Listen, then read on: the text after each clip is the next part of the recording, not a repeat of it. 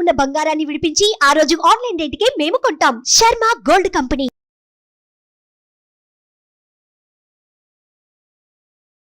నమస్తే, welcome to Suman TV. నేను మీ యామ్ని. ప్రస్తుతం మనతో ఉన్నారు ప్రముఖ ఆధ్యాత్మికవేత్త డాక్టర్ అనంతలక్ష్మి గారు ఉన్నారు. అమ్మతో మనం మాట్లాడదాం. నమస్తే అమ్మ. నమస్తే తల్లి. అమ్మ, ఈ నెల మనకి పౌర్ణమికి గ్రహణం అనేది ఏర్పడుతుందమ్మా. అయితే ఆ రోజు ఎలాంటి జాగ్రత్తలు తీసుకోవాలి? ఒకవేళ మనకి గ్రహణం ఉంటే, ఇప్పుడు ఇంత టెక్నాలజీ పెరిగింది కదమ్మా, ఇలాంటి నియమాలంటూ పాటించాలంటారు అసలు? అమ్మ, మొదటి మాట, మనకి లేదు గ్రహణం, మనకు కనపడటం లేదు.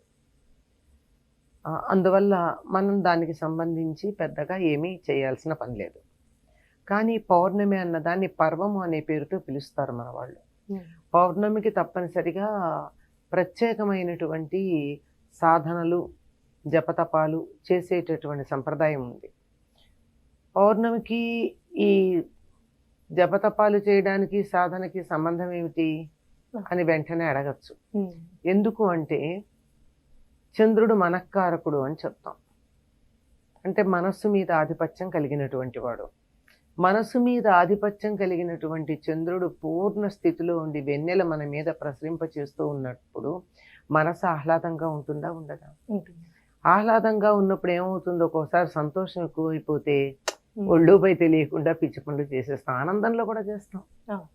అలాంటి సందర్భంలో మనం దానిని లౌకికమైన తుచ్చమైన ఆనందాల వైపు కాక పరమమైనటువంటి ఆనందం వైపుకు మనస్సును మళ్లించటానికి చిన్న సాధనలు చేయాలని చెప్తారు.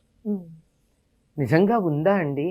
ఇదేదో భారతదేశంలో ప్రాచీన కాలంలో గ్రంథాలు రాసిన వాళ్ళు ఏమన్నా రాశారా? మీరు అన్నారు కదా టెక్నాలజీ పెరిగిన రోజుల్లో నమ్మాలా అని.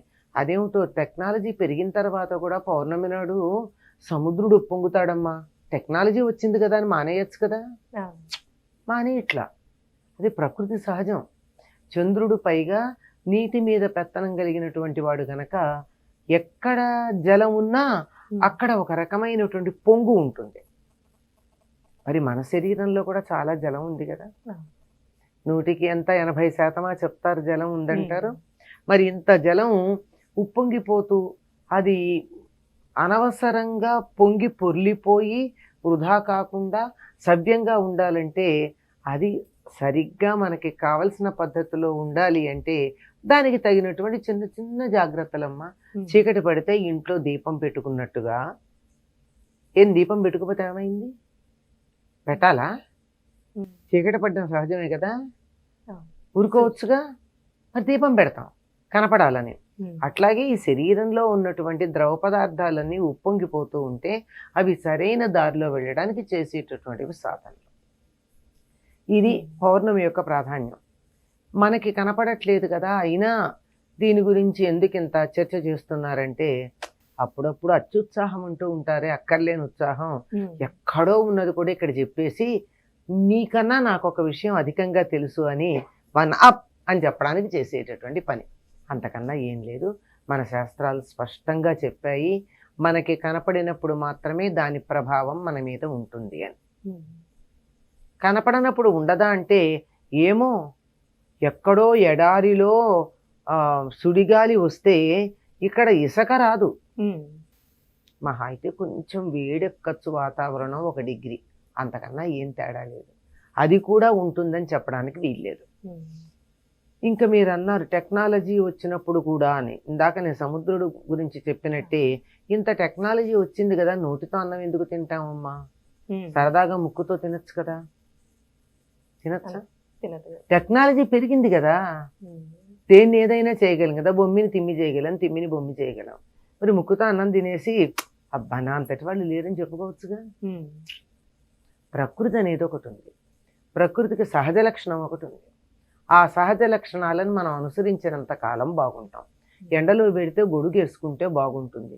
ఎందుకు వేసుకోవాలి అంటే నీ ఇష్టం. ఎవరు బలవంతం చేశారు? మన ఇష్టం అంతే.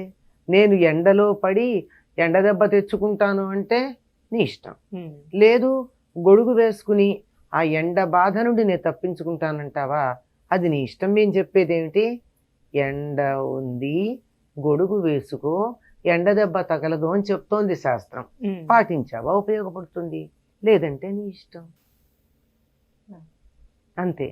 అంచేత టెక్నాలజీ అన్నది ప్రకృతిలో ఉన్నటువంటి దాన్ని అర్థం చేసుకోవడానికి పనికొస్తుంది తప్ప వ్యతిరేకించటానికి, నిరసించటానికి కాదు.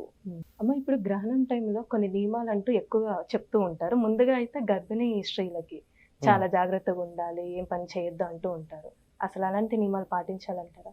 ఇందాకే చెప్పా కదమ్మా, నియమాలు పాటిస్తే సుఖపడతామనే ఉద్దేశం. ఎందుకు గ్రహణ సమయంలో మనం జాగ్రత్తగా ఉండాలి అంటే, ఆ సమయంలో సూర్యుడైతే సూర్యగ్రహణం అయితే సూర్యుడు, చంద్రగ్రహణం అయితే చంద్రుడు. సూర్యగ్రహణం నుంచి అయితే తప్పనిసరిగా అల్ట్రావైలెట్ రేస్ వస్తాయి. చంద్రగ్రహణ సమయంలో కూడా చంద్రుడు కిరణాలు జీవి యొక్క ఎదుగుదల మీద ప్రభావాన్ని చూపిస్తాయని పరిశోధనలు చెప్పినటువంటి మాట.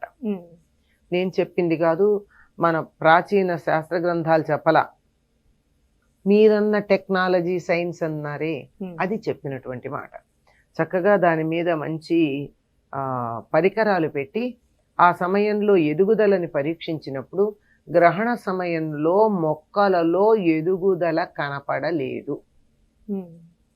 అంటే ఒక 2 గంటల్లోనో గంటలోనో మొక్క ఎంత ఎదుగుతుందో, వాడి కణ విభజన జరుగుతుంది కదా, ఆ కణ విభజన అంటే మొక్క ఎదుగుదల మన కంటికి ఇంతో అంతో కనపడదు, కానీ కణ విభజన జరుగుతుంది కదా, అది ఆగిపోయి ఎదుగుదల లేదు అని చెప్పారు వాళ్ళు. పరిశోధన చేసి చెప్పారు. అంచేత మొక్కల ఎదుగుదల మీద పరిశోధనల్లో చంద్రగ్రహణ సమయం యొక్క ప్రభావం ఉంది అన్నప్పుడు మానవ శరీరం మీద కూడా ఉంటుంది అంటే మనం నమ్మాలా అక్కర్లేదా? నమ్మాలి. అందువల్ల ఆ సమయంలో ఆహారం తీసుకోవద్దని, కడుపు ఖాళీగా ఉండాలి. అంటే జీర్ణ వ్యవస్థ కొద్దిగా ఇబ్బంది కలుగుతుంది జీర్ణ వ్యవస్థకి.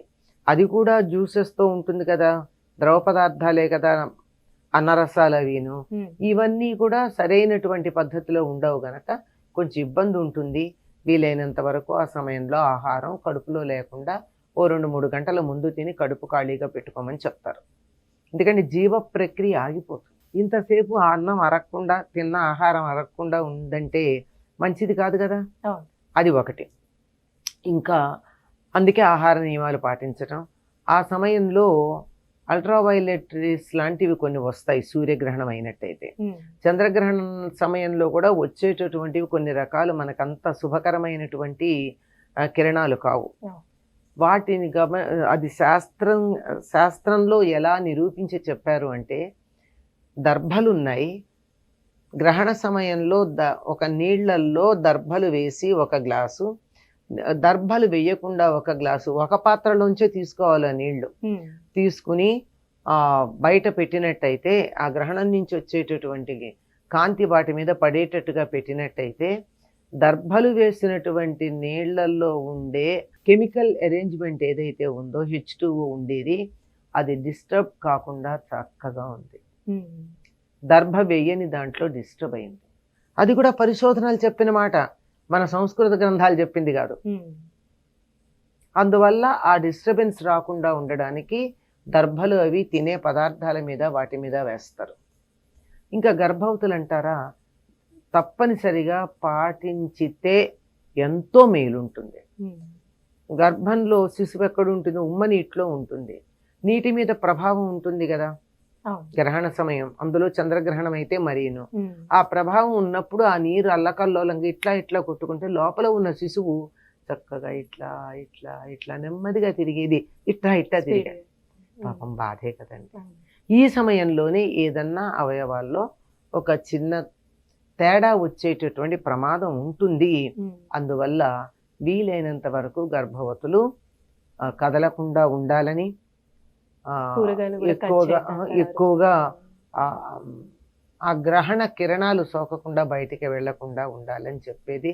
హాయిగా పడుకుంటే మంచిది, ఆరోగ్యానికి మంచిదమ్మా. అమ్మ, ఇప్పుడు గ్రహణం సమయంలో కొన్ని స్తోత్రాలు పఠిస్తే చాలా ఫలితం ఉంటుంది అంటారు, అలాంటి ఏమైనా ఉన్నాయమ్మా? మా గ్రహణం అంటేనే పట్టుకునేది అని అర్థం కదా.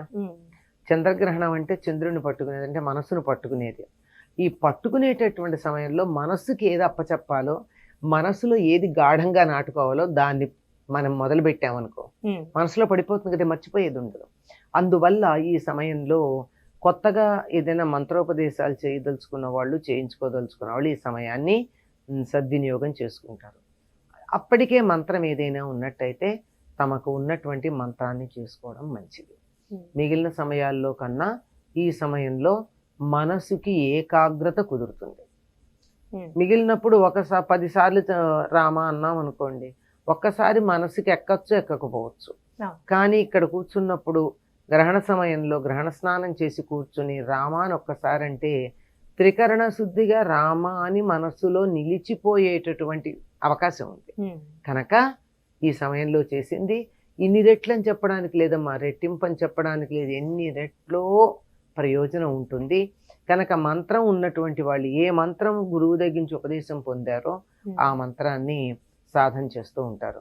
ఏమీ లేని వాళ్ళకి ఎవరైనా ఇతరుల నుండి ఉపదేశం చేయించుకునే అవసరం లేకుండానే మనకి సిద్ధమంత్రంగా ఉండేది ఏమిటంటే రామనామం. నమశివాయ, మళ్ళీ ఓం అది పెట్టకూడదు అక్కడ. నమశివాయ, శ్రీరామ లేక రామ, ఇవి ఎవ్వరి ఉపదేశం లేకుండా అందరికీ జపం చేసుకునే అధికారం ఉంది. కనుక హాయిగా ఏదో ఒకటి అలా జపం చేసుకుంటే సరిపోతుంది, మనసుకు పడుతుంది బాగా. చాలా చక్కగా తెలియజేశారమ్మా, ధన్యవాదాలు. సుమన్ టీవీలో మీ పర్సనల్ అండ్ బిజినెస్ ప్రమోషన్స్ కోసం కింది నెంబర్కి కాంటాక్ట్ చేయండి.